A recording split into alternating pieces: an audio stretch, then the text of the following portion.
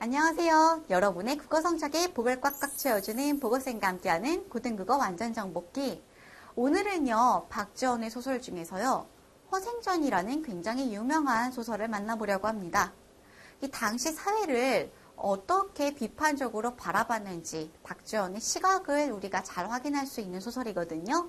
우리 중요한 소설이니까요, 집중해서 오늘 재밌게 한번 시작해 볼게요.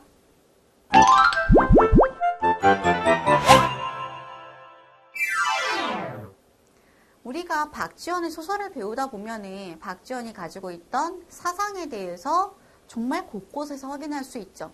인물 설정, 인물들이 하는 대화들, 드러난 사회상들, 여기에 대해서 우리가 사실 확인을 참 잘할 수 있었는데, 역사에서 물론 박지원에 대해서 배우긴 해요. 한국사에서. 그래도 우리가 한번 박지원의 사상적 배경에 대해서 잠시만 짚어보고 지나갑시다. 혹시 모르는 친구들이 있으면은 따라가기가 힘들 수도 있잖아요. 자, 실학 중에서도요, 북학파에 속하죠. 일단 유학에는 반기를 들었다라는 게 중요하잖아요.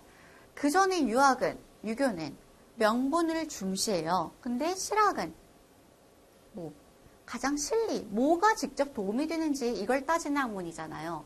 자, 그래서 낙후된 조선의 현실을 극복하기 위해서 벽돌, 수레 이런 것들도 좀 쓰자. 그 다음에 적극적인 통상, 무역 이걸 하자고 제시를 해서 부국강명 나라를 강하게 만들고 부자로 만들고요.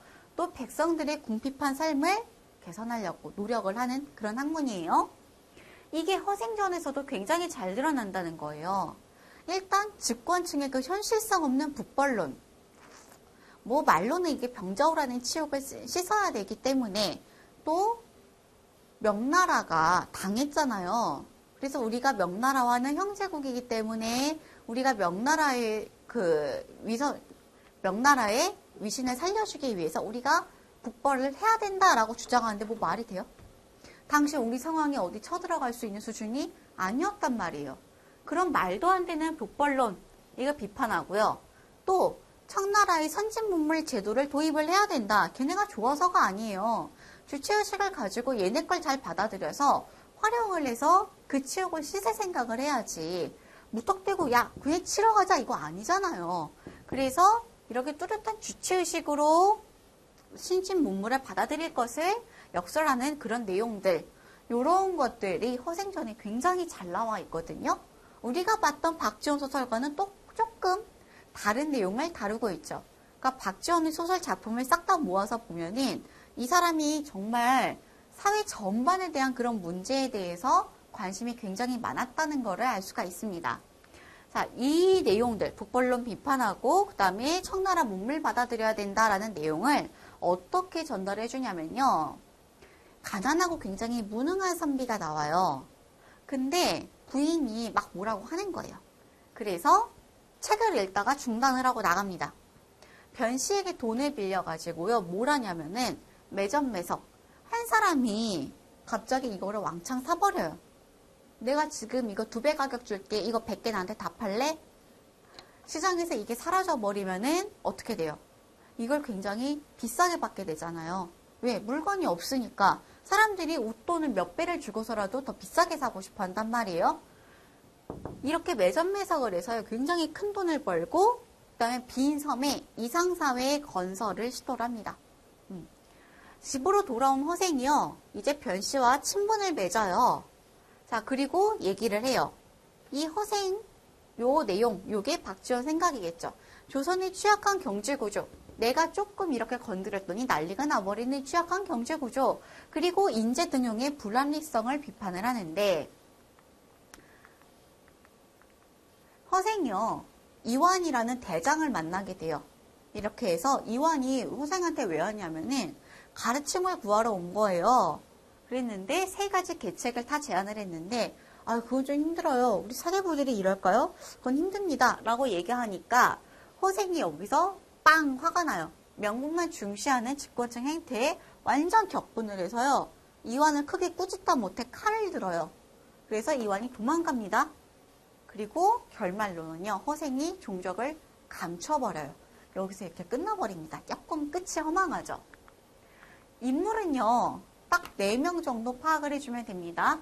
허생, 능력이 있어요. 비범한 풍모를 지닌 사람인데 가난해요.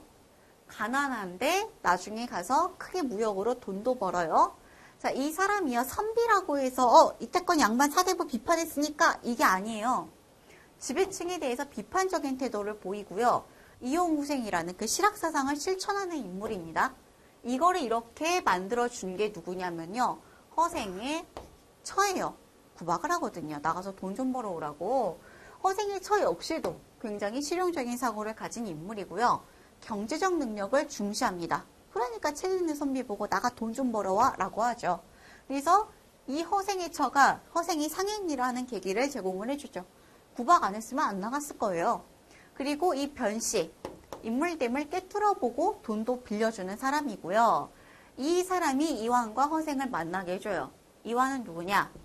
작가의 비판 대상이 되는 인물입니다. 무능하고요. 그리고 아직도 과거의 그런 허례허식에 얽매여 있는 지배계층이에요. 왜 변화를 거부하는 인물이고 당연히 엄청나게 비판의 대상이 되겠죠. 자, 허생의 입을 통해서 우리가 작가가 어떤 생각을 가지고 무슨 주제를 전달하는지 파악을 해야 돼요. 예, 본문 한번 시작해 볼게요. 자, 박지원 허생전 한번 보겠습니다. 이 허생전 여기 우리 본문에 실린 부분은요. 이제 돈을 빌려가지고요. 뭘 하는지 매점매석한다고 했죠. 그 부분 나옵니다. 만냥을 입수했어요. 안성으로 가요. 왜? 삼남의 길목이래요. 충청도, 전라도, 경상도 세 지방을 통틀어 이릅니다. 안성이 경기도, 충청도 사람들이 마주치는 곳이고 이렇게 세 지방에 가는 길목. 자, 여기에서요. 뭘 하는지 보면요. 매점매석한다고 했죠. 바로 여기 드러난 행위가 매점매석이에요. 과일을요. 모조리 2배 값으로 사들여요. 그러니까 과일이 싹 사라지죠. 2배로 준다는데 당연히 다 내다 팔죠.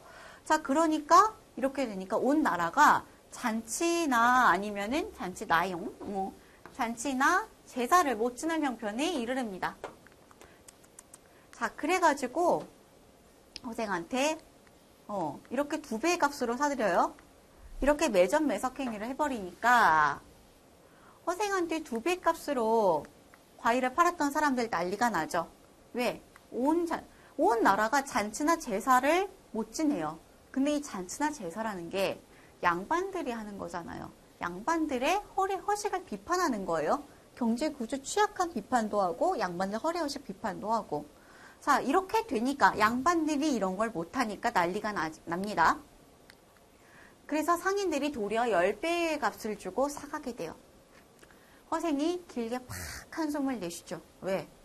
이 나라 경제구조가 정말 취약하구나 라는 걸 깨닫게 되는 거예요. 예, 이렇게 얘기하잖아요. 만냥으로 온갖 과일값을 손댈 수 있었어요. 이제 우리나라 형편을 알만하구만 라는 거죠. 자, 그래서 조선의 경제구조의 취약함에 대한 탄식을 하고요. 또 한 번 뭘 하냐면은 칼, 호미, 포목 이거 다 실생활용품이죠. 이걸 가지고 뭐 하냐면요. 말총을 다 사들여요. 말총이 뭐의 재료냐면은 망건의 재료예요. 머리 위에 양반들이 이렇게 싸매잖아요. 남자들이. 그거의 재료예요.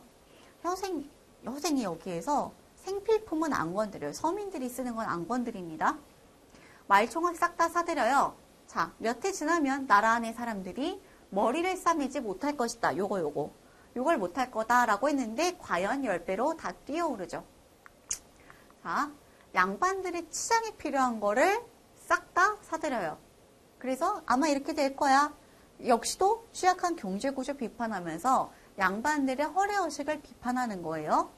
자, 이때 변산 지역에요. 수천의 군도들이 오글거리고 있었대요. 뭐 도둑들 얘기하는데 이걸 잡으려고요.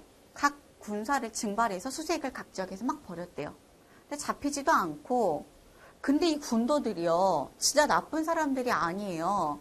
뭐냐면은 나가서 활동을 못 해가지고요. 배고프고 곤란하대요.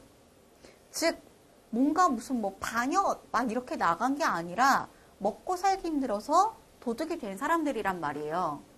자, 이렇게 유통구조 취약함 확인한 다음에 그 다음에 군도를 만나는 두 번째 에피소드로 넘어간 겁니다. 이 군사들 이렇게 풀어갖고 수색을 벌였다는 게 어떤 의미냐면요. 이렇게 먹고 살기 힘들어서 도둑이 된 사람들을 구제의 대상으로 보질 않아요. 지배층이. 토벌, 잡아와 이렇게 생각을 한단 말이에요. 이거 역시도 굉장히 안타까운 거죠. 왜 서민의 고통을 몰라줘요. 나쁘잖아요. 자, 그래서 허생이요. 산채를 찾아가요. 우두머리를 달래줍니다. 1000명이 1000양 빼앗아 와서 나누면 하나 앞에 얼마씩입니까? 한 양. 이거 가지고 도둑? 모두 아내가 있어? 없어. 논밭은 있어? 이쯤 되면 어이가 없죠. 왜? 우리가 왜 도둑됐는지 몰라서 물어? 무슨 아내, 무슨 논밭이야? 말도 안 되잖아요. 자, 이렇게 이 사람이 얘기해요. 땅이 있고 처자식이 있는 놈이 뭐 때문에 그렇게 도둑이 된단 말이요? 군도가 이 도둑들이 사회의 모순 때문에 생긴 것이라는 걸 얘기하는 거죠. 만약에 내가 이렇게 안정적으로 살 수 있는 형편이었으면 도둑 안 됐단 얘기잖아요. 자, 그래서 이 사람한테 허생이 제시를 합니다. 그러면은 왜 아내 없고 왜 이렇게 지내려 하지 않는가? 도둑놈 소리 안 듣고 부부의 낙이 있고 그다음에 같이 의식의 묘적, 넉넉함을 누릴 텐데 라고 하니까 아니 이걸 왜 바라지 않냐고. 다만 우리가 오는 건 돈이 없어서 못한다고 합니다. 자, 그러니까 허생이 뭐라고 얘기해요? 내일 아침에 바다에 나와보면은 내가 너네들을 위해서 돈을 많이 주겠다 라고 해요. 마음대로 가져가래요. 게다가 이게 여러분들한테 와가지고 마음대로 이거 돈 가져가 라고 하면은 믿을 것 같아요? 자, 그러니까 군도들이 미친놈인가 봐 하면서 다 비웃어요. 하지만 그래도 혹시 모르니까 나가보긴 해야죠. 와우, 나가봤더니 30만 양의 돈을 싣고 왔대요. 빌려간 돈이 10,000양이었는데 엄청 돈 많이 벌었어요. 자, 모두들 깜짝 놀래갖고 줄지어 절을 해요. 이제 능력을 확인한 거죠. 진짜 맞는 말이었네 라면서 감탄을 합니다. 그리고 이제 명령 따르겠다라고 하는데 이걸 다 짊어가라고 하는데 다 짊어지지도 못해요. 한 사람이 100냥 이상을 못 지는 거예요. 엽전이 무거워가지고. 그러면서 허생이 이걸 보니까 얘기를 해요. 뭐라고? 여자 하나 소 한 피를 거느리고 오래요. 이게 뭐냐면은 이 사람들이 가정을 이루고요. 그 부부의 낙이 있어야 되잖아요. 가정을 이루고 농사를 지으려면은 최소한의 조건이 필요한데 딱 이거죠. 이렇게 오면은 이 사람들을 싣고 이제 이상사회 건설을 하러 가는 거예요. 자, 그래서 허생이 2,000명이 1년 동안 먹을 양식을 준비하고 기다립니다. 왜? 가서 농사를 지어도 자라나는데 1년 걸리니까 최소 1년 먹을 즈는 있어야 되죠. 그래서 군도들이 다 돌아옵니다. 그래서 빈 섬으로 가요. 자, 이렇게 허생이 도둑을 몽땅 쓸어가니까 나라 안에 시끄러운 일이 없었다라고 해요. 이게 뭐냐? 허생이 기범한 인물이죠. 이 영웅적 면모를 보여주기도 하고 이 군도 문제를요. 정부 지배층들이 해결을 못했잖아요. 지배층의 무능력함 역시도 같이 풍자를 해주고 있는 겁니다. 자, 이 에피소드 그 다음에 세 번째 이야기가 뭐냐면은 우리가 줄거리에서 봤었죠. 이완대장 만난 그 이야기예요. 이 이완대장은 역사적 실존 인물이기 때문에 한층 더 작품의 현실성이 업 됩니다. 자, 이렇게 이완대장을 만났는데 허생이 일어나지도 않아요. 도도합니다. 이 대장이 목낼 곳을 몰라갖고 나라에서 어진 인재를 구하는 뜻을 막 설명을 해요. 저희가 이러저러해서 이러저러 합니다. 라고 얘기를 하는데 허생이 막 얘기를 해요. 밤도 짧은데 내가 진짜 듣기가 지루하다. 너 지금 무슨 벼슬에 있니? 라고 물어보니까 대장이래요. 그럼 신임받는 신하로다. 라고 하면서 자, 드디어 계책을 줘요. 첫 번째로 제시한 게 뭐냐면요. 와룡 선생, 제갈공명이에요. 삼국지에 나오는. 그 정도로 현명한 사람을 천거하겠으니까 네가 임금께 아뢰어서 삼고초려를 할 수 있겠느냐? 라고 물어봐요. 자, 인재 등용을 위해서는 노력이 필요하다는 거죠. 자, 근데 이 대장이 이렇게 고개를 숙이고 생각을 하다가 그건 어렵습니다. 제 2의 계책을 듣고자 한대요. 자, 그래서 허생이 좀 튕겨요. 그러다가 하도 얘기를 하니까 다시 두 번째 얘기를 합니다. 이게 힘들다라고 하면 두 번째로 얘기하는 게 뭐냐? 명나라 장졸들이 조선이 옛 은혜가 있다고 해서 명나라랑 조선이랑 사이가 엄청 좋았죠. 그 자손들이 우리나라로 많이 망명을 해와 있대요. 떠들고 있는데 조정의 청에서 종실의 딸들을 모두 내래요. 종실은요, 임금 친척들 딸이에요. 즉 귀한 어떤 신분이 있는 딸들이죠. 얘네를 모두 내서 그들에게 시집을 보내고요. 그다음에 훈척 권귀, 임금 친척이면서 또 권위가 높은, 지위가 높은 사람들의 집을 빼앗아서 그들에게 나누어 줄 수 있겠느냐라고 해요. 이게 무슨 얘기냐면은 당시 지배층들이요, 북벌론은 주장을 합니다. 앞에서 준비학습에서도 잠깐 얘기를 했는데 이 지배층들이 얘기하는, 우리나라의 지배층들이 얘기하는 북벌론의 근거는요, 우리가 명나라에게 받은 은혜가 많습니다.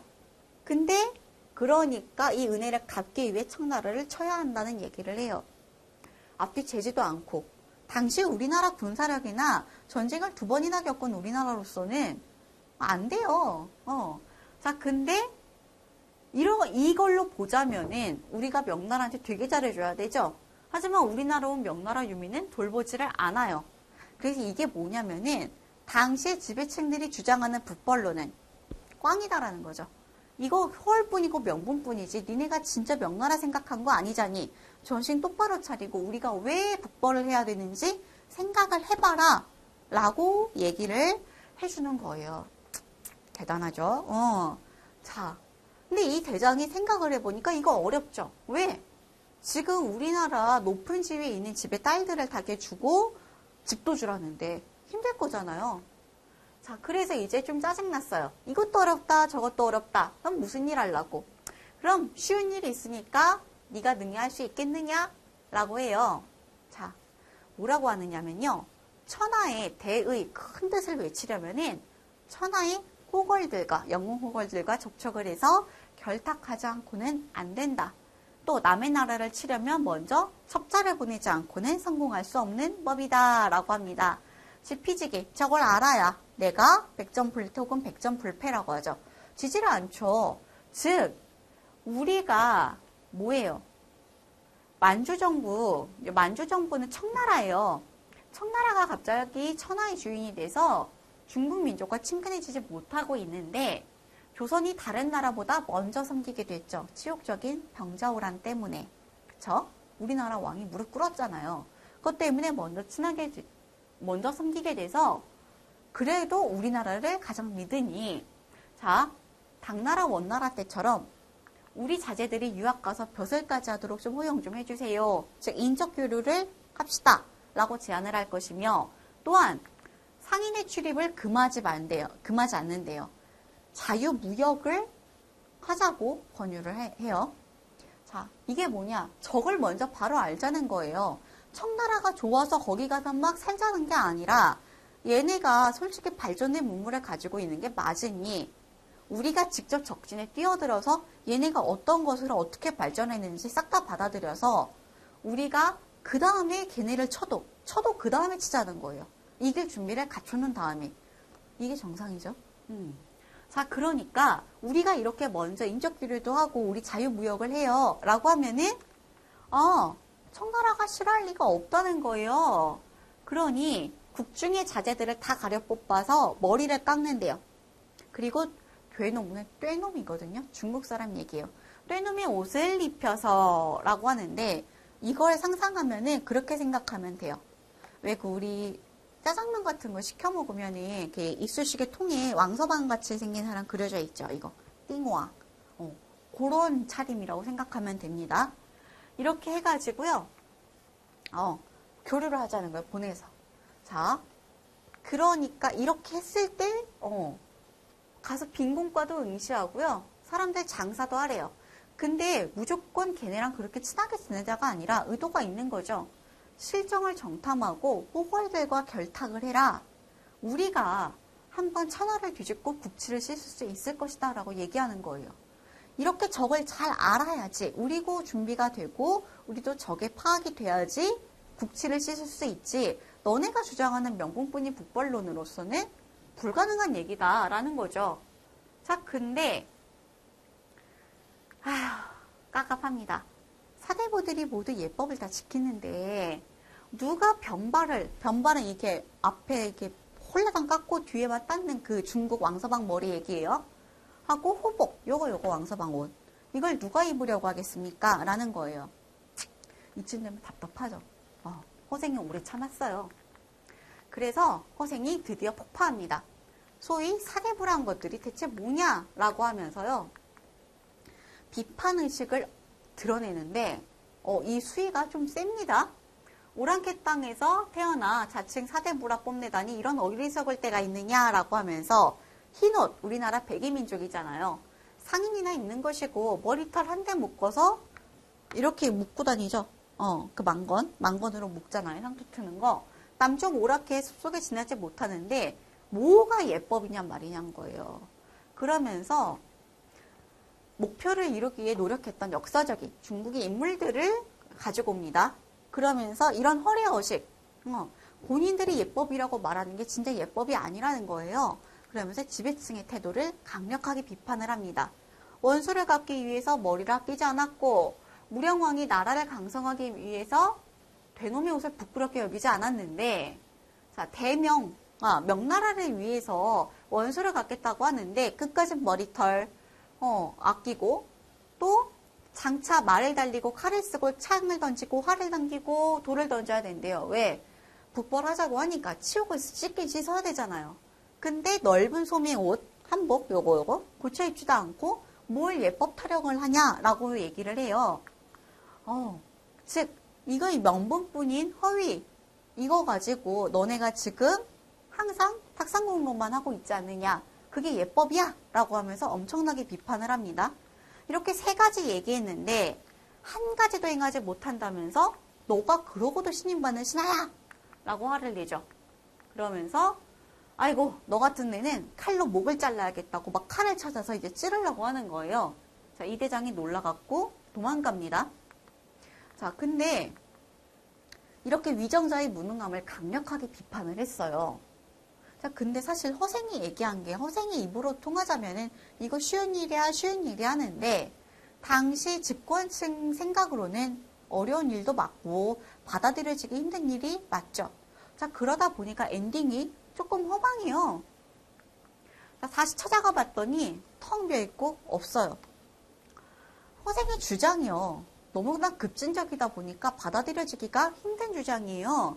그래서 중심인물을 이렇게 잠적시켜버리는 게 암시 그리고 여운으로 허생이 좀 특별한 사람이죠. 약간 좀 특이한 사람으로서의 풍모도 좀 강조해줄 뿐더러 작가도 알아요. 현실적으로 수용되기 힘든 것이기 때문에 그냥 이렇게 잠적하는 걸로 처리를 해버립니다. 이게 엔딩을 지을 수가 없잖아요. 끝이 뭐라고 할 거예요? 받아들여졌다? 안 했다? 그래서 이완을 죽여요? 이것도 말이 안 맞고. 그래서 그냥 이런 식으로 처리하고 끝냈구나라고 알면 돼요. 허생전 보니까 또 박지원이 얼마나 나라를 끔찍하게 생각했는가, 진정 나라를 위한 길이 무엇인지 한번 다시 생각해 보게 만드는 그런 굉장히 교훈적인 소설 우리 봤습니다. 어떤 내용이 시험에 나오는지 포인트 한번 짚어보러 가볼게요.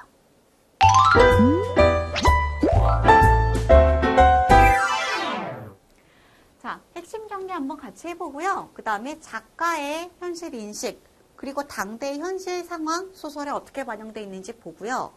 허생과 이완이 뒤에서 되게 갈등을 빚죠. 이 갈등 양상 한번 보고 이 허생에 대한 평가가요. 좀 갈립니다. 내신에서 나오면은 이거 가지고 이제 뭐 서술형 문제도 나오거나 아니면은 토론, 수행 같은 거 하기도 해요.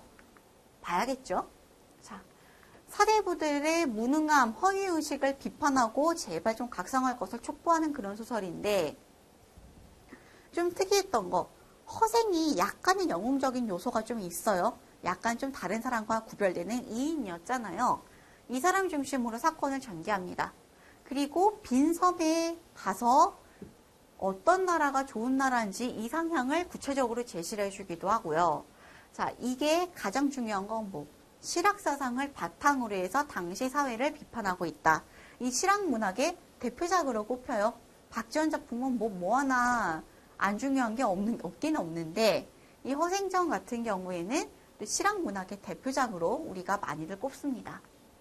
이 허생의 행위에 따른 작가의 현실인식이 어떤지 한번 먼저 볼 건데 자, 허생이 처음에 어때요? 그냥 글만 읽어요. 경제적으로 완전 무능력하죠. 한 줄 아는 일이 없어요. 자, 이게 뭐냐?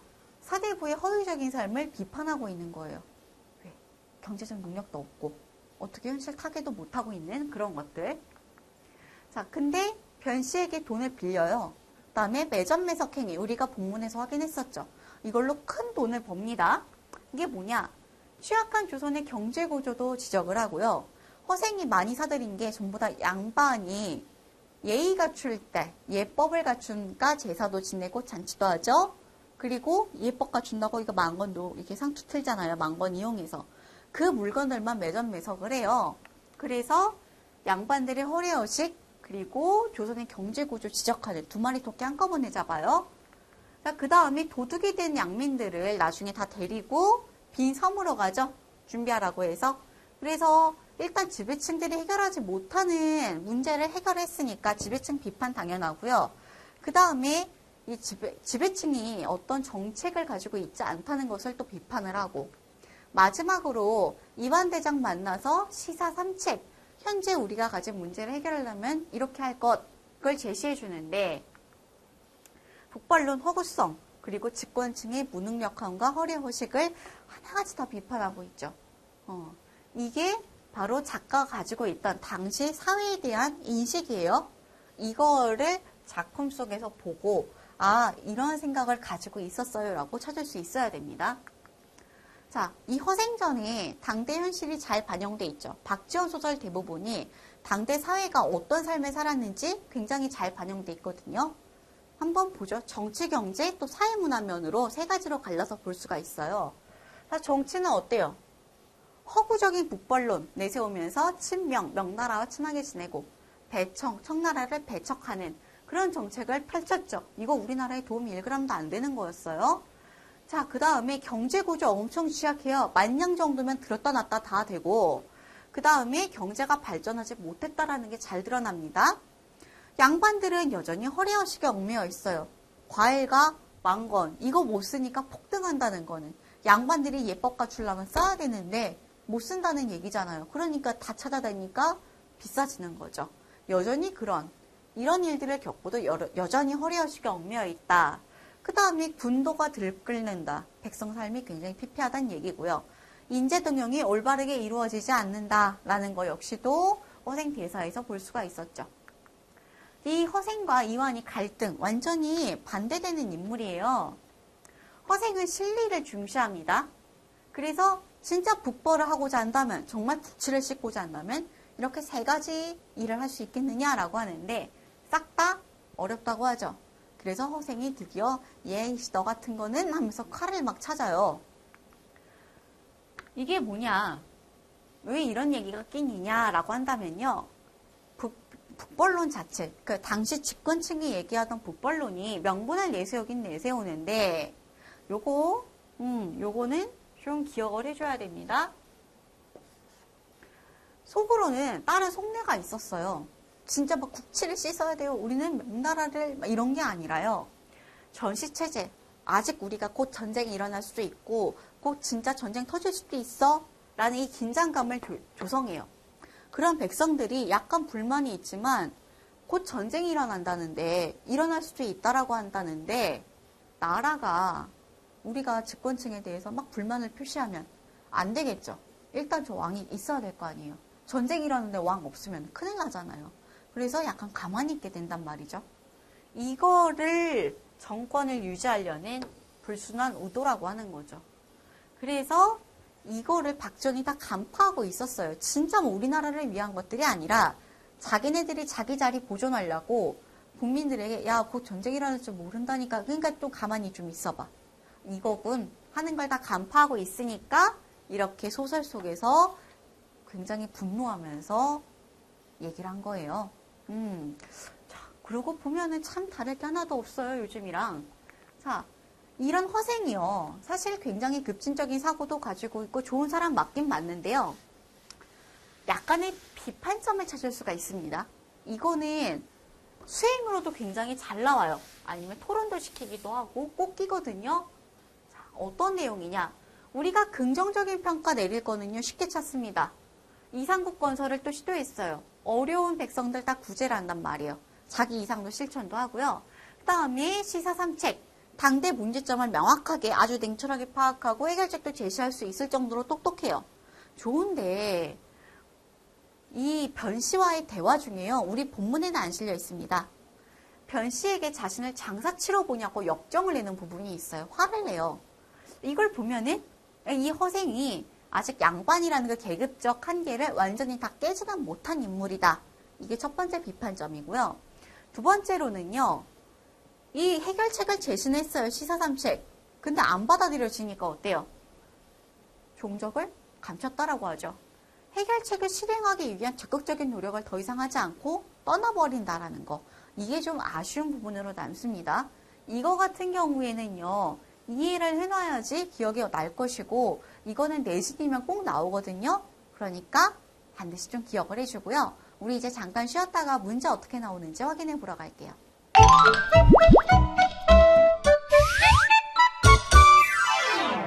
자, 우리 허생전 문제로 한번 볼게요. 당시 시대상과 거리가 먼 거 찾으래요. 자, 양반들은 조상을 받드는 제사 거치를 중요하게 생각하니까 과일 사들였더니 싹 다 가격 폭등하고 만건 싹 다 가격 폭등하죠. 자, 중요하게 생각 안 했으면 그 물건 안 찾을 거 아니에요. 자, 안성. 각 지방에서 올라오는 물건들이 모이는 물류의 집산지이다 라고 합니다. 이거 앞에 서두에 얘기 나와요. 왜 하필 안성인가에 대해서. 그 다음에 당시 치안은 도둑들의 세력이 백성의 생활을 위협할 정도로 허술했다. 훅 하면 훅 지나가기 좋은데요. 도둑들이요. 차나 밖에서 활동 못한다고 나와요. 본문 보면은. 꼭 이런 문제 틀린 다음에 잘못 봤어요 하는데 꼼꼼하게 봐야 됩니다. 이런 거 다 근거 있는 얘기예요. 자, 거리 멀죠? 뭘 위협을 해요? 밖에 나가 활동도 못하고 쫄쫄 굶고 있었는데. 자, 그 다음에 지배층에 대한 백성들의 불만이 엄청 커졌죠. 허생이 물어봤을 때 엄청 불만 가득했잖아요. 돈 있고 땅 있으면 내가 여기서 왜 이러고 있냐고. 자, 그 다음에 궁핍한 생활을 견디지 못해 도둑이 될 수밖에 없는 백성들이 무한히 있었다. 그 궁도 무리들 많았잖아요. 자, 이게 안타까운 당시 조선의 현실입니다. 자, 그 다음 이완이 허생의 제안을 받아들이지를 못해요. 그쵸? 보다가 이제 같이 허생의 마음이 이해가 가죠. 그냥 칼 찾은 거 이해해요. 읽다가 내가 다 갑갑해요. 이도 싫다 저도 싫다 뭐 어쩌자고 그쵸? 이 받아들이지 못한 이유가 있죠. 이거를요 뭐와 연관 짓는다라고 하냐면요. 계층적 성격과 관련 지어서 좀 쓰재요. 계층. 자, 이완은요 나라의 녹복 먹던 관리죠. 자, 그러면 지배계층을 대변하는 인물이니까 그래서 받아들이지 못했다라고 설명하면 되죠. 당시 지배계층은요 아직도 그 봉건적인 가치관에 얽매여 있어요. 그 관습에 얽매여 있기 때문에 허생이 제시한 일은 할 수가 없던 거예요. 이것과 맥락이 같으면 이 내용만 들어가면은 다 맞다고 보면 됩니다. 자, 허생전 이렇게 우리가 작품을 통해서 박지원의 실학사상을 볼 수가 있었고요. 내용이 그렇게 어렵지는 않아요.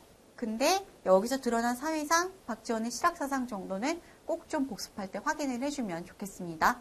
쉽다고 넘어가면은 안 돼요. 자, 우리 다음 시간에 박지원의 또 다른 작품으로 만나볼게요.